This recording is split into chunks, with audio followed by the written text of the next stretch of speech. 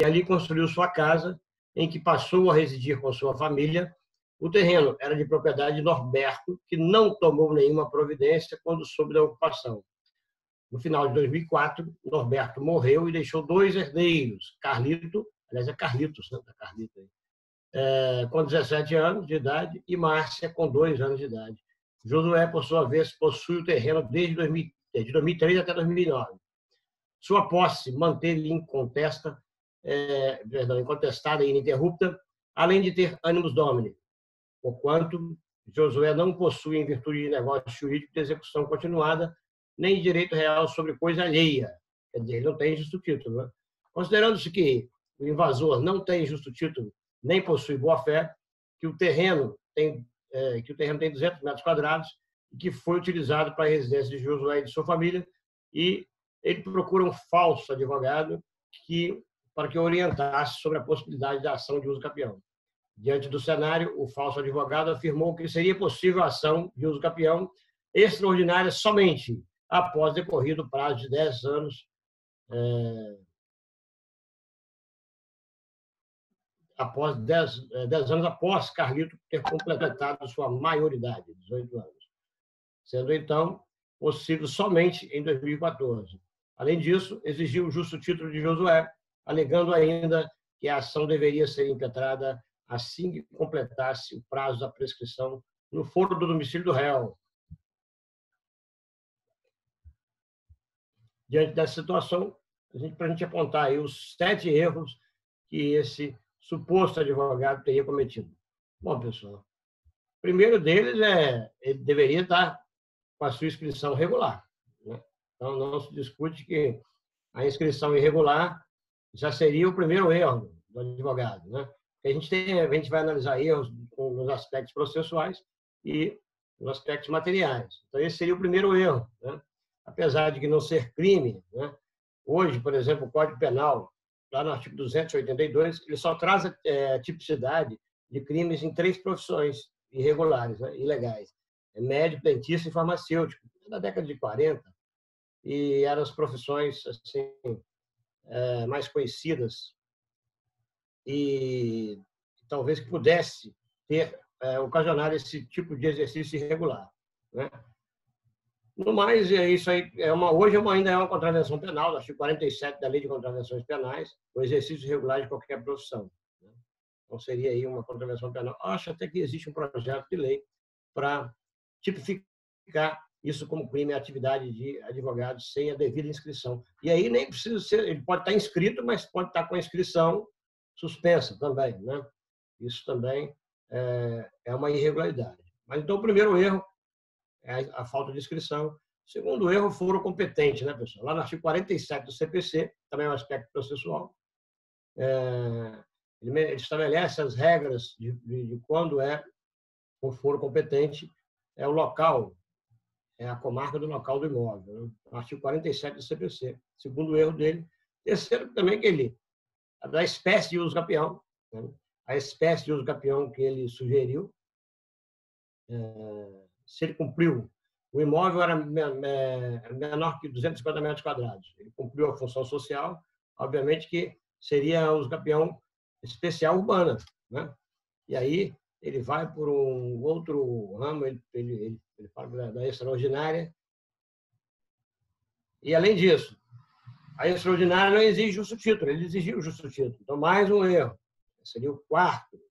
O quarto erro, ele exigir justo título da extraordinária, que nesse caso aí não seria. Né? E analisou ainda a situação de Carlitos incorretamente. Por quê? Porque a prescrição, acho que é artigo 198 ou 197, acho que é 198, do Código Civil, a prescrição não corre contra menores lá do artigo 3º, que menciona o artigo 3º, que são os menores absolutamente incapazes. Contra os relativamente, ela corre. Então, não tinha nada que analisar a situação de Carlitos. E o outro erro, o sexto erro, seria que ele não analisou a situação de Márcia. Márcia, sim, era menor, né, com 2 anos de idade, e, por consequência disso, ele cometeu também o 7º erro, ele errou o prazo, que o prazo não seria esse. Então, qual seria o prazo? O prazo seria a prescrição de 5 anos. Né? Quando o Norberto faleceu, já havia se passado um ano, então, nesse caso, faltavam 4 anos. Mas, como Márcia era menor em público de 2 anos de idade, né? Então, nesse caso, ela teria que completar 16. Então, 4 mais 14, 18. Né? 18, então seria 18 mais a partir de 2004, né? 2022 seria, então, o prazo da prescrição. Então, está aí a brincadeira que a gente fez, os erros a gente não pode cometer. Beleza, pessoal? Voltando, então, aqui. Vou compartilhar agora com a gente. Oi. Elias, bom dia, tudo bem? Bom dia. Nesse caso aí, essa questão poderia fazer dividido, um em relação ao Carlito e outro em relação à Márcia? Se fosse uma questão discursiva, você ia explicar exatamente a situação. É isso? Não, a uso capião, ela poderia ser dividida aí, nesse caso, um em relação Não, ao nesse herdeiro caso e ao não. outro herdeiro? Nesse caso não. Não. Porque aí é um condomínio forçado. Nesse caso, aí, se tivesse 10 herdeiros, você teria que analisar. Por causa de um herdeiro, você teria que aguardar o prazo. Ok. Obrigado. Olá, então, Wallace, Gustavo, Priscila, Olímpio, sejam bem-vindos, bom dia. Vamos começar, então, a nossa aula de hoje. Quer dizer, já começamos com o nosso exercício. E agora, então, a gente vai entrar no nosso tema. Primeiramente, desculpa de ontem realmente eu não pude participar, mas mandei um exercício que a gente vai... Aproveitem bastante esse exercício de empresarial para a gente discutir amanhã, né? Na aula de amanhã. E vamos, então...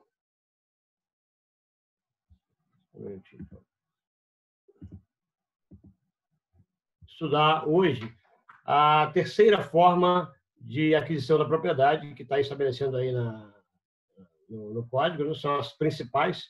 As duas primeiras que a gente já viu são formas originárias, né? Nós vimos, então, o uso capião e a cessão, e agora vamos ver o registro imobiliário, que é a única forma derivada. Lembrando que não são só essas formas de aquisição, nós temos outras no código, que eu já dei exemplos, como, por exemplo, a sucessão. Temos ainda, por exemplo, casamento com regime, dependendo do regime do regime escolhido, porque aí vai haver comunicação dos bens existentes, e, além disso, ainda tem arrematação, adjudicação, tem outros casos, e aí também será pelo registro. Por quê? Porque o registro é a forma derivada. Forma derivada, então, nós vimos aqui, lá no início, naquela parte introdutória, que carrega todos os seus vícios e eventuais ônus, né? Então, o registro é a principal forma de transmissão da propriedade, né? Eu falo transmissão porque é entre vivos, né? De forma derivada. Então, através do registro, o proprietário recebe a coisa com todos os seus vícios e gravames, inclusive o próprio artigo 481, né? Ele estabelece, quando fala lá do contrato de compra e venda, o contrato de compra e venda ele pode ser perfeito e acabado, mas ele apenas estabelece obrigações, né? Não se transmite a propriedade pelo instrumento contratual. Bom, o que disciplina o registro imobiliário? É o chamado direito registral e notarial. Nós temos, então, o Código Civil e temos a Lei de Registro Público, que é a Lei 6.015 de 73, aí trata de todos os registros públicos, registros de pessoas naturais, enfim, de todos os registros públicos. E ainda a Lei 8.935 de 94, que dispõe sobre os serviços notariais e de registro. Então, é a chamada Lei dos Cartórios, aquela regulamentação da Lei dos Cartórios, que trata das atribuições do que seria o tabelião de notas, quais são as atribuições do tabelionato de notas e do oficial de registro. Então, essa lei aí também, ela faz parte dessa disciplina do direito registral. Bom, passando então, no Brasil não basta um instrumento contratual para a transmissão da propriedade, né? Ele exige, então, um ato solene, uma solenidade, tanto para bens móveis quanto para bens imóveis, né? Tradição seria essa solenidade para bens móveis e o registro para bens imóveis está no artigo 1245, na tela para vocês. E eu vou pedir alguém aí para ler para a gente, por favor.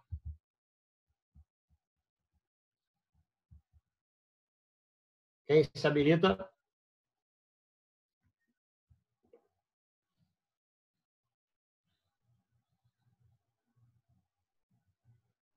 Vamos lá, pessoal. Quem pode ler, por favor? Lívia, por gentileza.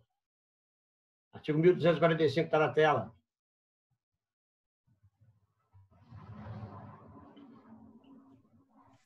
Pode ler? Por favor, Sara, fique à vontade. Não, deixa a Lívia, achei que ela não estivesse ouvindo. Ok. Ela já... Lívia, pode então, pode ser. Okay.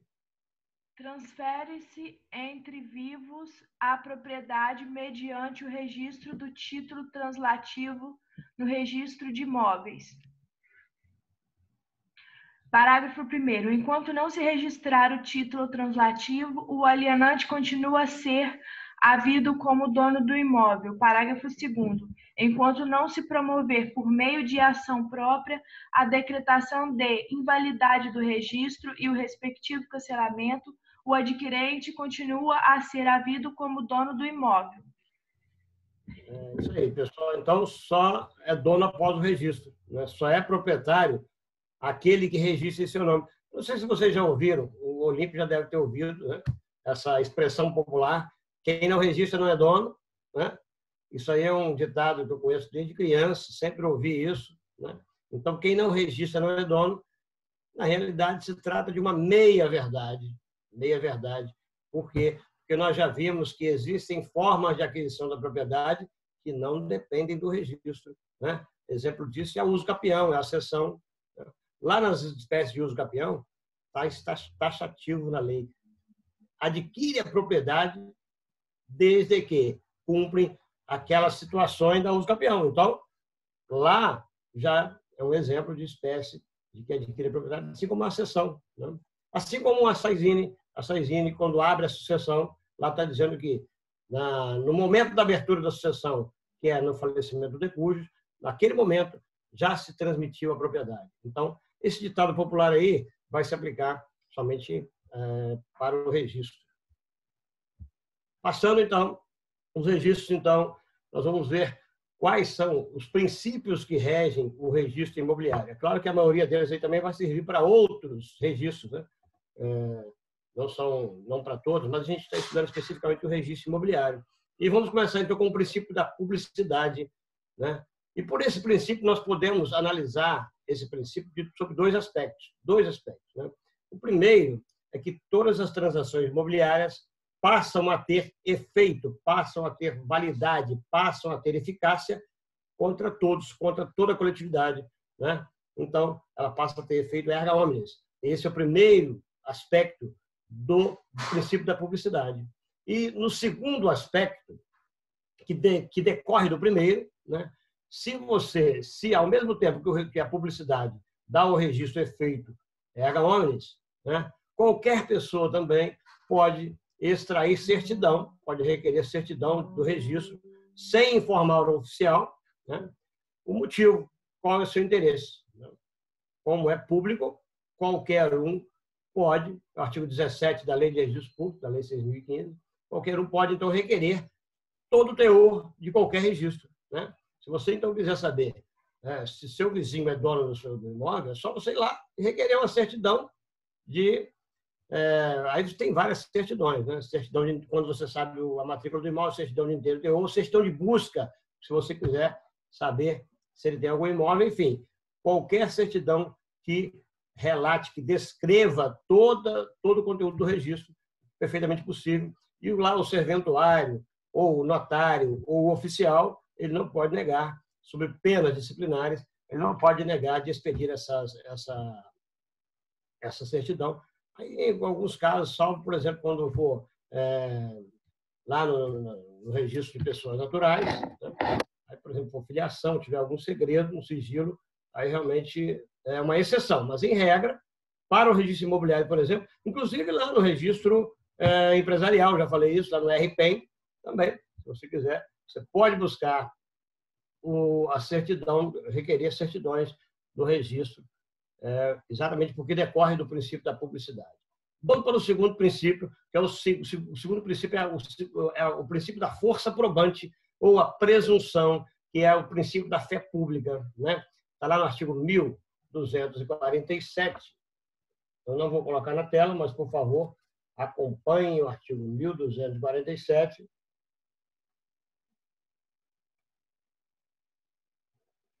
Vou ler para vocês.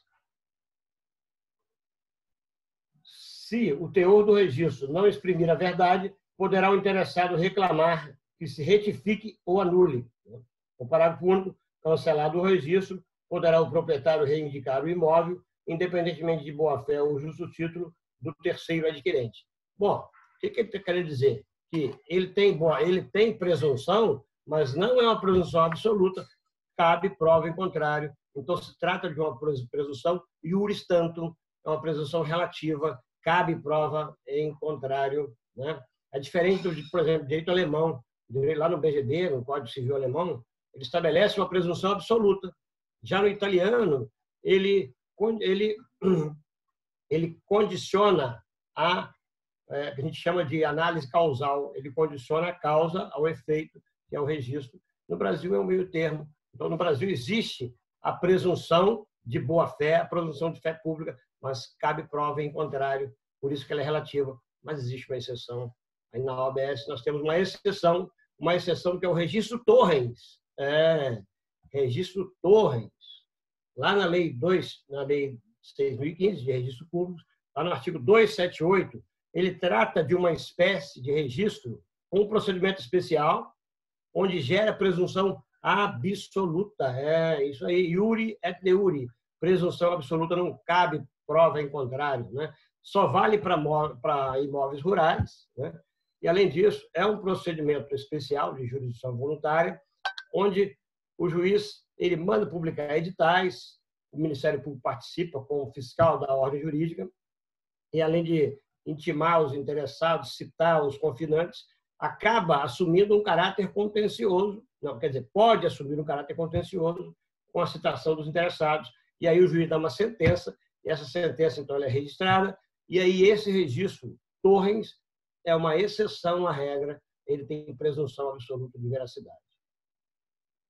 Passando, então, para o terceiro princípio, o princípio da legalidade, né? Por esse princípio, então, compete ao oficial de registro examinar a legalidade e a validade daquele título que você vai apresentar, para o registro. E aí ele analisa os aspectos intrínsecos e extrínsecos. Exemplo de aspectos intrínsecos: qualificação das partes, né? Se está redigido corretamente, se tem ali o CPF, etc., devidamente as partes qualificadas, enfim. E como um requisito extrínseco, por exemplo, escritura pública, né? Está cumprindo lá o artigo 108, se não me engano, né? Pelo valor, lembra disso? Não sei se foi não, acho que foi a Patrícia Noite. Alguém que mencionou a possibilidade de, se o imóvel, né, valer até 30 salários mínimos, é isso? O valor do imóvel, qualquer direito real. Vamos lá para o artigo 108, por favor. Artigo 108 do Código Civil. Poderá ser por contrato particular.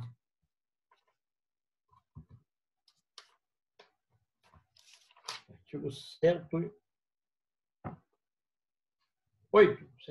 do Código Civil. Lendo para vocês, não dispondo a lei em contrário, a escritura pública é essencial à validade dos negócios jurídicos que visem a constituição, transferência, modificação ou renúncia de direitos reais sobre imóveis de valor superior a 30 vezes o valor, o maior salário mínimo vigente do país. Então, imóveis cujo valor não supere 30 vezes o valor do salário mínimo, qual é a forma da escritura?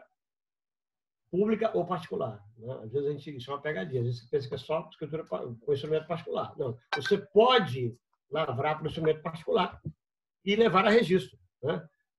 Ou para escritura pública, é claro, quem pode mais, pode menos. Mas, enfim, essa análise, o é uma análise que o oficial de registro ele vai fazer na hora que você apresenta o título. Outro exemplo que eu dei aí imagine que no título, né, no registro, perdão, exista uma cláusula de inalienabilidade que foi lá estabelecida através do negócio jurídico anterior, que se ele por doação ou sucessão, imagine lá que o doador ou o testador, por exemplo, deixou lá uma regra, uma cláusula de inalienabilidade. Nesse caso, essa compra e venda apresentada, obviamente que não vai poder ser registrada por esse impedimento. Então, tudo isso o oficial ele vai analisar. Então, como é que funciona isso, né? E se houver dúvida, né? E aí a dúvida ela vai ser impugnada ou o pedido de análise é chamado de suscitação de dúvida. A suscitação de dúvida é um procedimento, né? Por exemplo, quando você apresenta o título em cartório, ele vai te dar um protocolo, né? Então, a gente chama de prenotação. Ele te dá um número de prenotação. A partir dali, você já comprova, né? Já gera efeitos para o seu registro. Mas o oficial ele tem até 30 dias para analisar, né? Nesses 30 dias, né? Se ele analisar, se ele entender, ao examinar o título, se ele entender que ele cumpre todos os requisitos, ele vai proceder ao registro. Agora, se ele pode, por exemplo, fazer uma exigência. Imagine que está lá, casamento, regime da comunhão universal de bens, por exemplo, ele vai exigir o pacto antinupcial, por exemplo, né? Então, se ele fizer uma exigência, ele vai abrir esse prazo de 30 dias para que o interessado cumpra. Mas imagine o seguinte, imagine que se o interessado não se conformar com a exigência, né? E aí ele vai pedir a declaração de dúvida, que essa dúvida seja dirimida pelo juiz competente, está lá no artigo 198. Então, ele suspende esse prazo de 30 dias para que se suscite essa dúvida, né? E, na suscitação da dúvida, o suscitante vai ser o oficial e o pedido, a pedido desse interessado, que vai ser o suscitado, né? E é um procedimento de jurisdição voluntária com a participação do MP. O parquê, ele participa como fiscal da ordem jurídica. Então, se essa suscitação for julgada procedente, não vai poder registrar. Nesse caso, vai caber apelação pelo suscitado, pelo terceiro prejudicado ou pelo Ministério Público. Agora, se for julgada improcedente, aí o Ministério Público ou o terceiro prejudicado vai poder apelar. O oficial não pode, porque lhe falta legitimidade, né? Então, assim que funciona a suscitação de dúvida. Pode haver também a suscitação inversa. Não está previsto na lei, né? É apenas doutrinária e jurisprudencial, mas os juízes aceitam também que haja o inverso, né? Imagine que o oficial ele está sendo resistente até em receber essa suscitação, aí você requer diretamente ao juiz, né? E aí você vai passar para de papel de suscitante e o oficial de suscitado. Mas também existe esse procedimento.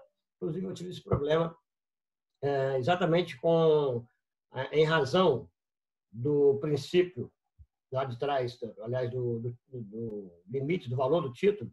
Eu já fiz 2 registros, né, com o valor inferior a 30 salários mínimos, mas confesso que era logo depois de 2004, 2000, logo em seguida, quando o Código de 2003 entrou em vigor, eu fui para registrar um imóvel.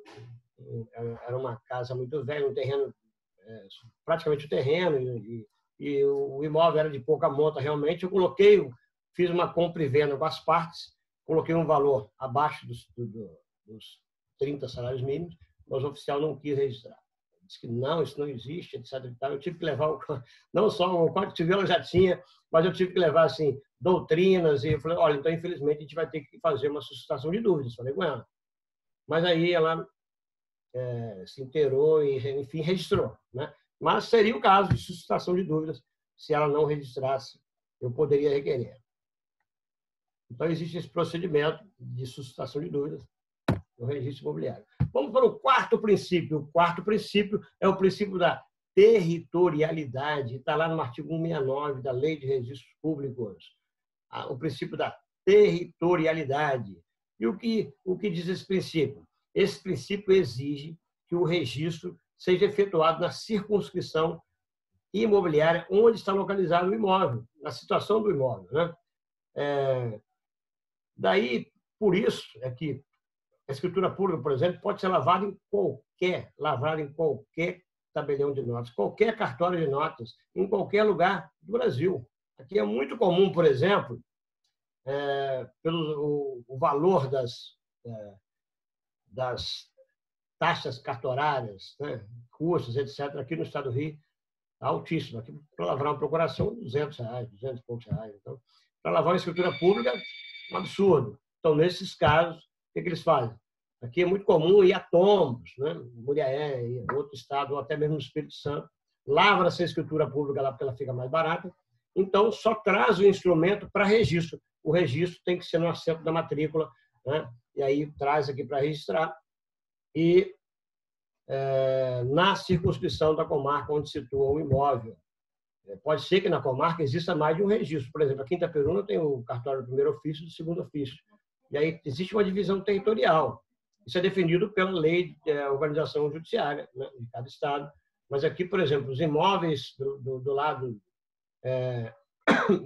de um lado do Rio, é o bairro Niterói, o bairro Frigorífico, são, se eu não me engano, do segundo ofício. E do primeiro ofício é o restante. E a lei também acho que engloba, além do primeiro, o segundo ofício também engloba alguns os distritos, enfim. Mas existe uma divisão. Mas a matrícula, a gente vai ver que é sempre o local onde define a territorialidade do imóvel. A gente vai ver isso daqui a pouquinho, né? Então, o princípio da territorialidade prevê que se registre no local da circunscrição onde está situado o imóvel. Bom, o quinto princípio é o princípio da continuidade, está lá no artigo 195 da Lei de Registros Públicos, e é um princípio fundamental onde determina que é imprescindível o encadeamento entre assentos pertinentes ao imóvel e as pessoas nele interessadas. Então, por isso, quando você vai analisar o registro, você analisa o imóvel e a ligação entre as pessoas, né? Por quê?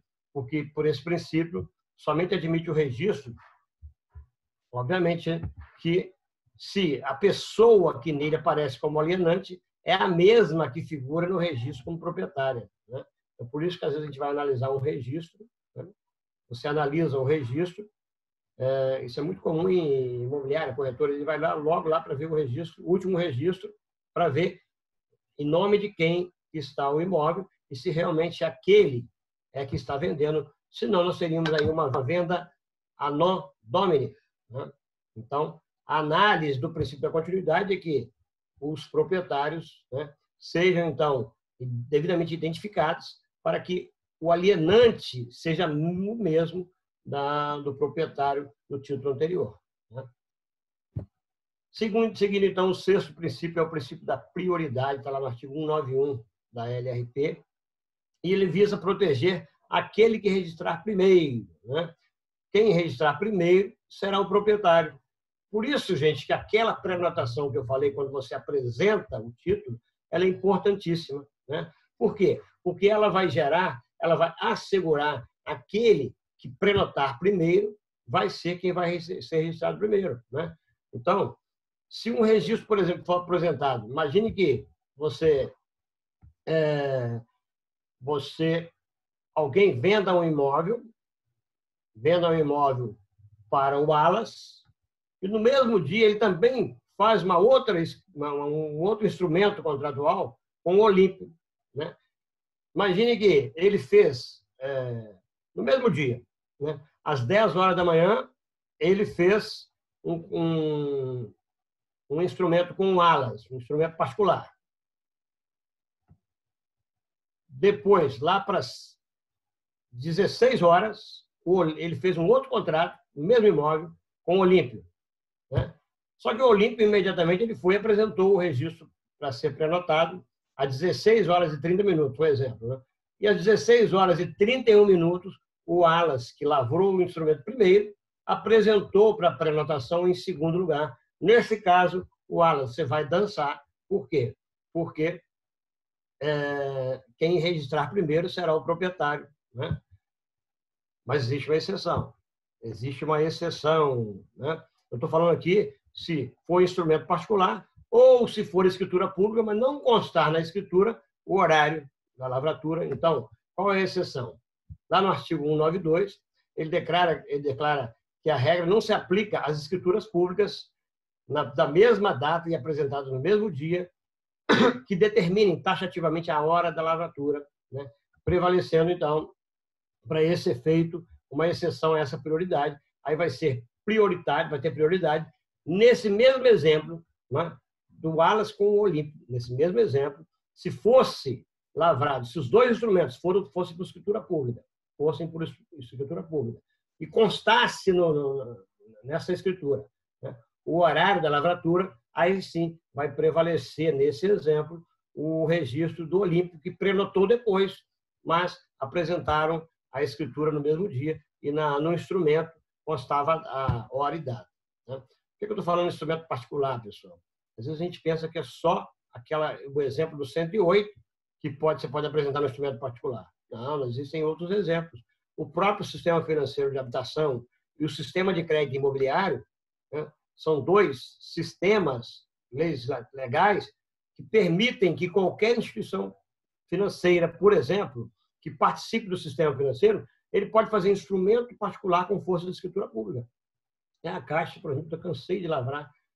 A gente falava, vou lavrar a escritura. Na verdade, não era escritura. A gente estava fazendo um contrato particular com força de escritura pública, que poderia ser levado a registro. Isso também está na Lei de Registro Público e na Lei do Sistema Financeiro de Habitação e Sistema de Crédito Imobiliário. Alguns bancos nem sabem, porque não tem know-how, mas eles podem, desde que participem do sistema financeiro de habitação. Ok. Sim? Alguém me interpelou? Vai acabar o tempo, é isso? Não, ainda tem 6 minutos. Alguém me interrompeu aí, mas seguindo então aí. Qualquer coisa me interrompa, por favor.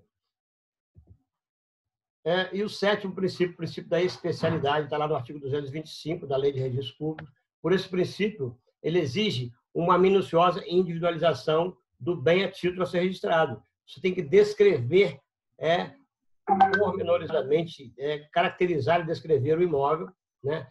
E o que seria individualizar? Especificar. Se você estabelece a metragem do terreno, a metragem da área construída, se for o caso, as confrontações, né? Isso aí é para deixar tão específico e determinado aquele imóvel para que não haja dúvidas, né? Não confundir propriedade, por exemplo, lote do lado esquerdo, lote do lado direito, enfim. Então, tudo que você puder especificar no imóvel, né? É por isso, quando eu falei que eu lavrava a escritura, a gente falava de lavrar a escritura, na verdade, a gente lavrava contrato, mas nós fazíamos essa descrição, né? Fazíamos não, a gente faz. Eu não trabalho no setor, já fui até instrutor de habitação, mas hoje estou em outro setor. Mas até mesmo quando você faz o instrumento público, você tem que colocar lá imóvel situado no endereço tal, confrontando do lado esquerdo com João da Silva, do lado direito com Mário da Silva, na frente da sua testada com a rua Castro Alves, enfim. Então, tem que ser descrito e caracterizado para que não haja dúvidas, e respeitando, então, esse princípio, o princípio da especialidade. Eu até coloquei uma observação que você vai ver, quem analisar escrituras antigas, né, é muito comum, né, eu já peguei várias, até hoje ainda você ainda observa muito isso ainda, que você observa algumas expressões, quando às vezes você não sabe quem mais é proprietário de determinado imóvel, né, às vezes já se passaram, aquele imóvel já se transmitiu para herdeiro, não sabe nem quem é o dono, o próprio oficial coloca com quem tem direito, então, divisando do lado esquerdo com fulano de tal, com ciclano, e isso agora não é mais permitido, essa expressão nos imóveis registrados hoje em dia. Mas você ainda vai ver muito isso, que é muito comum. Então, o oitavo princípio é o último dos princípios, né? É o princípio da instância, está lá no artigo 13 da Lei de Registros Públicos, e por esse princípio, ele não permite que o oficial proceda de ofício qualquer registro, né? Então tem que ser somente com requerimento do interessado, né? mesmo que o requerimento seja verbal. Então, eu coloquei para vocês aí o artigo 13 da Lei de Registro Público, que estabelece esse princípio, né? Está lá o artigo 13, então, lendo para vocês, salvo as anotações e averbações obrigatórias, os atos do registro serão praticados por ordem judicial, a requerimento verbal ou escrito dos interessados, ou a requerimento do Ministério Público, quando a lei autorizar aquelas situações de incapaz ou como fiscal de... Aliás, aí seria só como legitimado extraordinário quando ele estiver representando incapaz. Mas, enfim, só quem pode requerer são essas pessoas, então não pode, de ofício, o oficial levar a registro, né? Então, esses são os princípios do direito e do registro imobiliário. Passando, então, vamos ver agora quais são esses atos que são registrados, quais são esses atos do registro. Lembrando, Sara, se cair o link aí, eu não sei se você já preparou outro link, mas logo imediatamente a gente reconecta. Já tem menos de 1 minuto. Se você quiser, eu fecho isso aqui e a gente já entra de uma vez na outra. Melhor para a gente entrar aqui nesses atos de registro, que é um assunto, a gente passou dos princípios para cá, porque senão a gente vai perder a continuidade. Então, ok, pode então interromper aí, por favor, e a gente entra no próximo link. Show.